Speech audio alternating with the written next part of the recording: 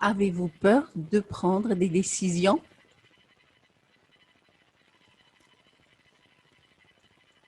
Avez-vous peur de l'échec? Avez-vous peur de la réussite? La peur, la peur. Eh bien, la peur est partout.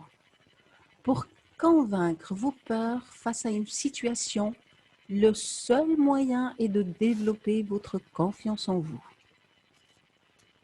Et c'est ce que j'ai le plaisir de partager avec vous dans cette vidéo. Qu'est-ce que la confiance en soi? La confiance en soi est liée à vos actes. C'est votre capacité d'agir, de prendre des décisions et d'oser malgré la peur.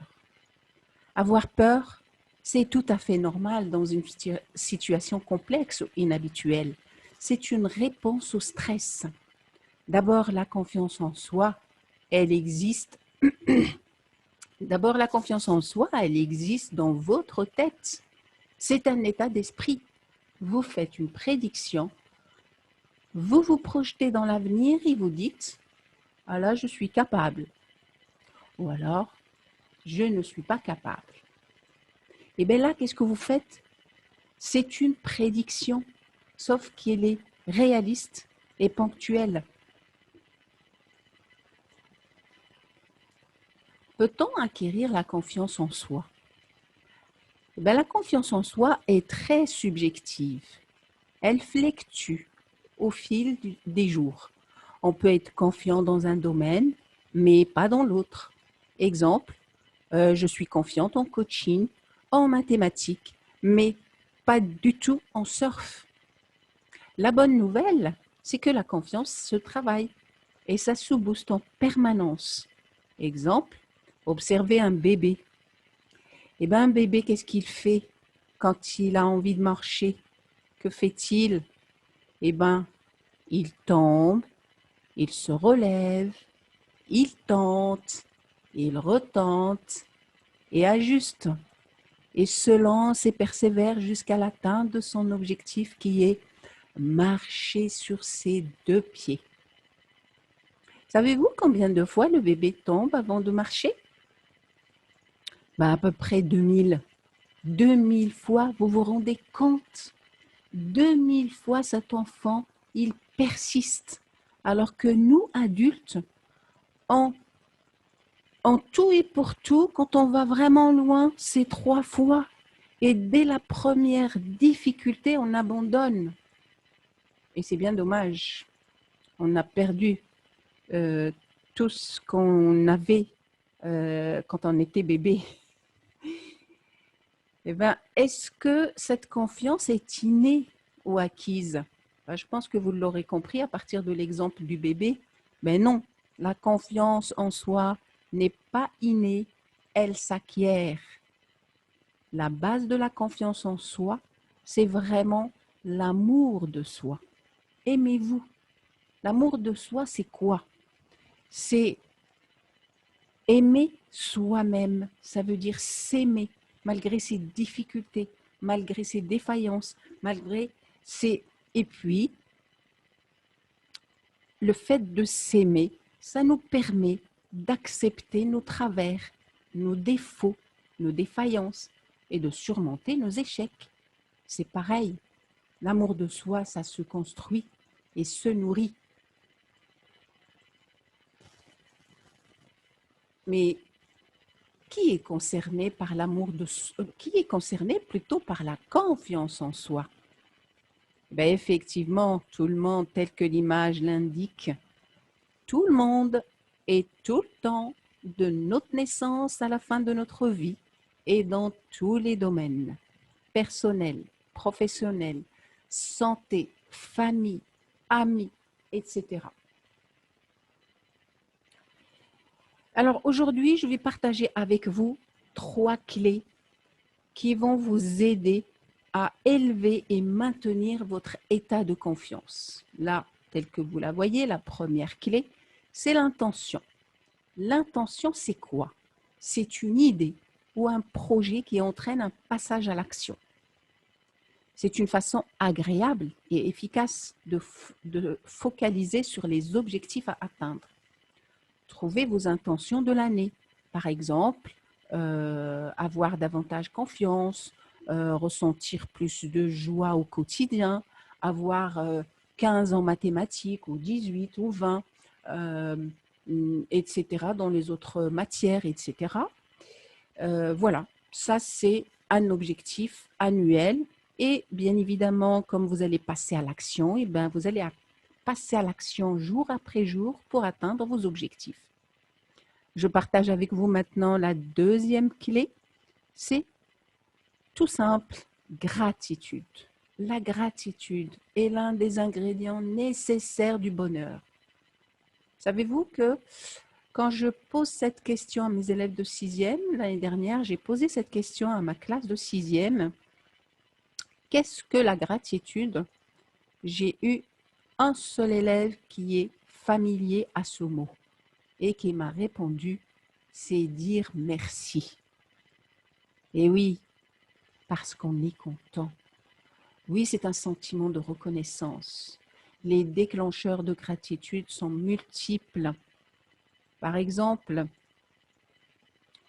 je ne sais pas moi, un sourire, quelqu'un qui vous sourit, quand même on est content quand on voit quelqu'un qui nous sourit, quelqu'un qui nous ouvre la porte et qui ne la claque pas sur le nez, etc. Et, etc., etc. Donc, gratitude, ce n'est pas vraiment un objectif très élevé. Ça peut être, comme je viens de dire, un sourire, comme ça peut être un cadeau de papa et maman, etc. Alors, ce que je recommande, c'est un cahier de gratitude qui va, vous allez voir qu'au départ, on ne le ressent pas, mais au bout de 5-6 mois, vous allez voir la différence. Si vous prenez un journal, un petit cahier que vous appelez le journal de gratitude, et chaque soir, vous mettez 3 à 7 reconnaissances de la journée. On passe maintenant à la troisième clé qui est le passage à l'action. Et oui, une fois le plan établi, d'abord une fois qu'on a notre objectif, eh ben, on établit un plan. Ben, la première des choses à faire, c'est passer à l'action. On ne va pas écrire l'objectif et dire bon ben et dormir ou bien regarder la télévision alors qu'on est allongé sur nos canapés. Non, non, non. Il faut passer à l'action. C'est un passage obligé pour sortir de sa zone de confort. L'exemple ici, vous avez par exemple envie de faire du tennis. Oui, c'est à tout âge. Oui, vous pouvez le faire. Qu'est-ce qu'il faut faire alors? Il va passer à l'action. Vous n'écrivez pas votre objectif aujourd'hui et commencez l'année prochaine. Non, vous passez tout de suite à l'action. Où est-ce qu'il est le club le plus proche de chez moi? Je m'inscris, j'ai ma raquette, j'ai ma balle et puis je passe à l'action le lendemain. D'accord? Le passage à l'action est obligé pour sortir de sa zone de confort. Maintenant, qu'est-ce que ça veut dire une zone de confort? En fait, votre zone de confort, ce sont vos habitudes, tout ce que vous êtes habitué à faire. Là, vous êtes à l'aise, d'accord? Et comment savoir votre zone de confort et la zone où vous allez élargir votre zone de confort? Ça veut dire vous sortez de votre zone de confort.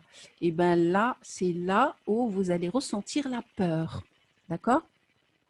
Quand vous commencez à vous accorder le droit à l'erreur et à l'imperfection, vous sortez de votre zone de confort et ce sont des moments certes difficiles, mais vous allez affronter vos peurs, vos erreurs et puis vous ajuster, vous persister et vous continuez surtout.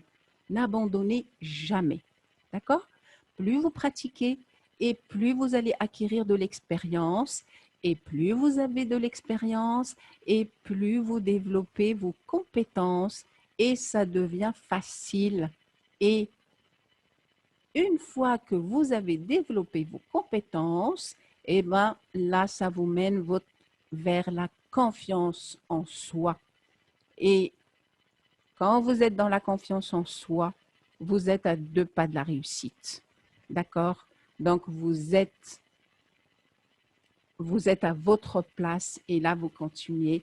Vous êtes dans la réussite. Tout comme les sportifs, continuez à vous entraîner. Répétez, répétez et encore répétez et persévérez. Car si vous musclez votre mental, il ne va pas falloir s'arrêter au premier obstacle. Et quand vous tombez, eh bien, vous n'avez que deux choix. Soit vous restez à terre et vous braillez, ou bien vous vous relevez et vous continuez à petits pas. Et ça, c'est ce qu'on appelle le succès et la confiance en soi. Voilà pour aujourd'hui.